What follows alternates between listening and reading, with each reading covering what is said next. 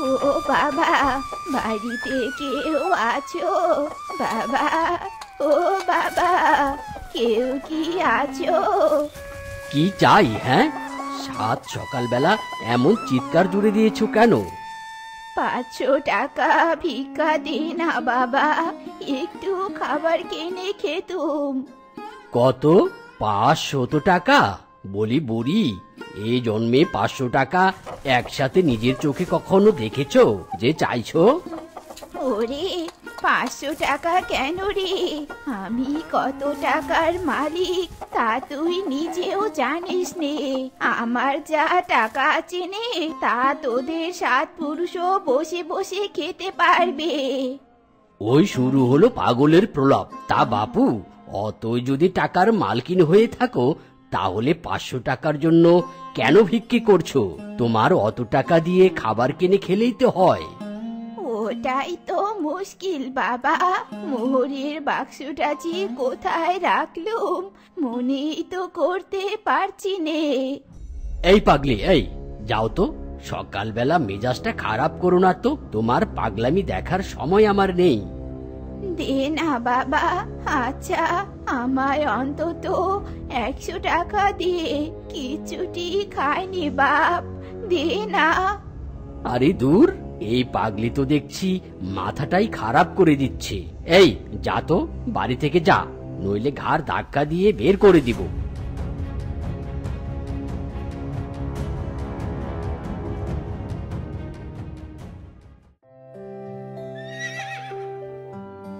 এটাই তো সেই জঙ্গল। হ্যাঁ হ্যাঁ, এটাই তো সেই জঙ্গল। এখানেই তো আমি আমার মোহরের বাক্সটা হারিয়ে ফেলেছি। কোথায় যে রাখলুম মোহরের বাক্সটা? 20 বছর ধরে বাক্সটা খুঁজছি, কিন্তু পেলুম নে, পেলুম নে। হে আল্লাহ, তবে কি এসব আমার লোভের ফল?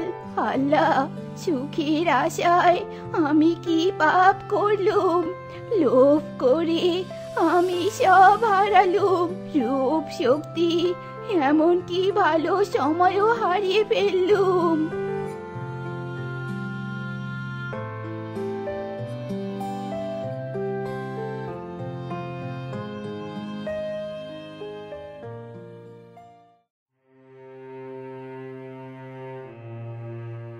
আপেল, হিস হিস, সর সর, খিদে পেয়েছি, আমি আপেল খাবো, সর সর, হিস হিস।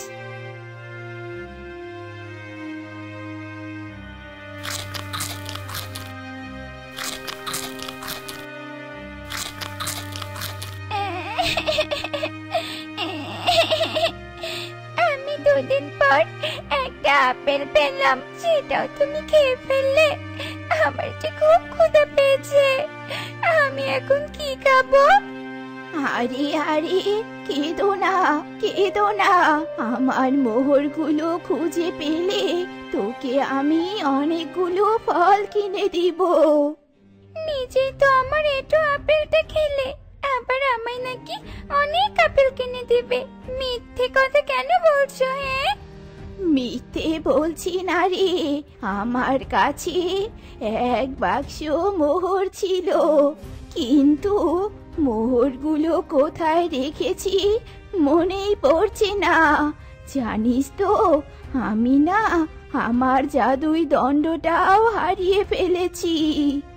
তুমি কি পাগল নাকি? হ্যাঁ, কিসের জাদুদণ্ড? কি সব বলছে বুড়িমা? আমি সত্যি বলছি, শুনবি? শুনবি আমার কথা? তোকে বলবো।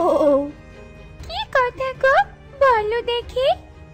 আমি না মানুষ নই, আমি হলাম এক পরী, আমি হলাম ইচ্ছে পরী। ইচ্ছে পরী? তুমি যদি পরী হও, তাহলে তোমার এই অবস্থা কেন? সে অনেক কথা, শোন তবে। প্রায় 20 বছর আগের কথা, আমি পরীরাজ্যে বসবাস করতাম। এই মোহরের বক্সটা লুকিয়ে রাখতে হবে। পুরোপুরি রাজ্যের পরিচালনার জন্য আমার এসব মোহর যত্নে রাখতে হবে। যদি কোনো পরী দেখে ফেলে তবে বিপদ। যাই, আমি একটা আম গাছের নিচে পুঁতে রাখি। আরে কত মোহর! রানী পরী সব সময় আমায় সবকিছু থেকে বঞ্চিত করে। এবার আমি আর তা হতে দিব না। ওই মোহরের বাক্স আমার হবে, আমার।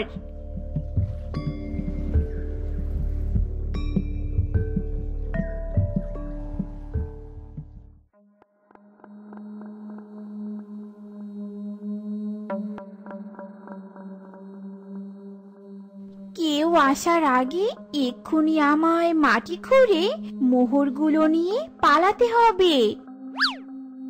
ভাগ ইচ্ছে পড়ি, তাড়াতাড়ি ভাগ।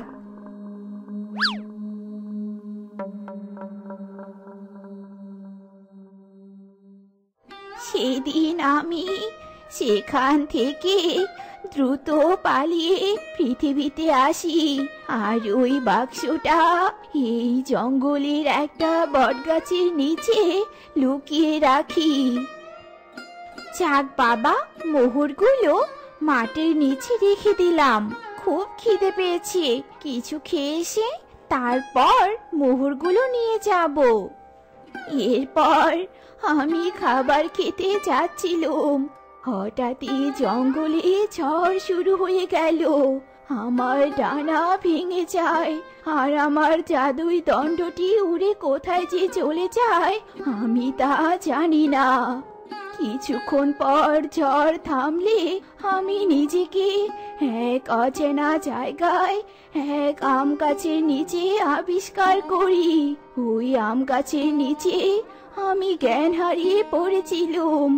এরপর আমি জাদুই দণ্ড অনেক খুঁজি, কিন্তু কিন্তু কোথাও খুঁজে পাইনি। আর এত বড় জঙ্গলে ওই বটগাছও খুঁজে পাইনি। জাদুই দণ্ড হারিয়ে আমি শক্তিহারা হয়ে যাই, আর এভাবেই কেটে যায় 20 বছর। আর এখন আমি নিঃস্ব, আমার কিচ্ছু নেই, কিচ্ছু নেই। তাই তো এখনো মাঝে মাঝে আমি জঙ্গলে আসি মোহর খুঁজতে। এই তো দেখছি এক বিরাট ইতিহাস। তবে আমি মনে হয় তোমার শক্তি ফেরাতে পারবো। কি? আমার শক্তি ফেরাতে পারবে? কি করে পারবে? এসো আমার সাথে।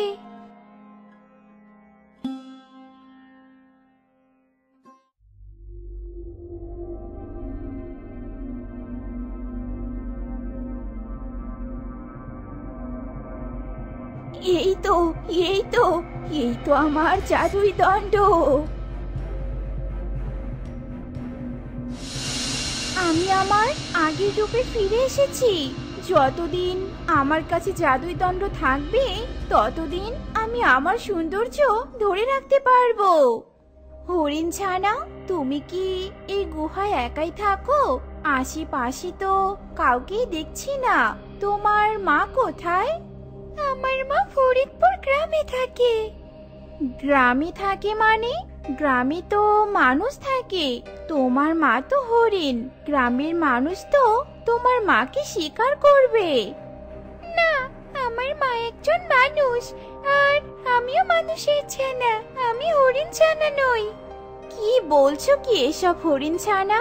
আমি তো কিছুই বুঝতে পারছি না। হ্যাঁ, আমি ঠিক বলেছি। আমি হলাম মানুষের ছানা। আমার নাম রুমি। এক দরবেশ বাবার সাথে দুষ্টুমি করার জন্য তিনি রেগে আমায় হরিণ ছানা বানিয়ে দেয়। তারপর থেকেই আমি এই জঙ্গলে থাকি। কেঁদো না তুমি তো আমার উপকার করেছো, তাই আমিও তোমার উপকার করব। আমি এই জাদুদণ্ডের সাহায্যে তোমার রূপ ফিরিয়ে দিব। এরপর পরী তার জাদুদণ্ডের সাহায্যে হরিণ ছানার রূপ ফিরিয়ে দেয়। ইচ্ছে পরী, তোমায় অনেক ধন্যবাদ আমার রূপ ফিরিয়ে দেওয়ার জন্য। এবার আমি আমার মায়ের কাছে যেতে পারবো। অবশ্যই যাবে, চলো আমি তোমায় পৌঁছে দেই। কোন দিকে তোমার বাড়ি? আমায় নিয়ে চলো।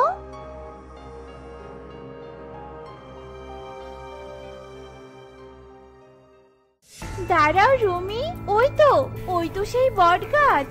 এই গাছের নিচে আমার মোহর আছে।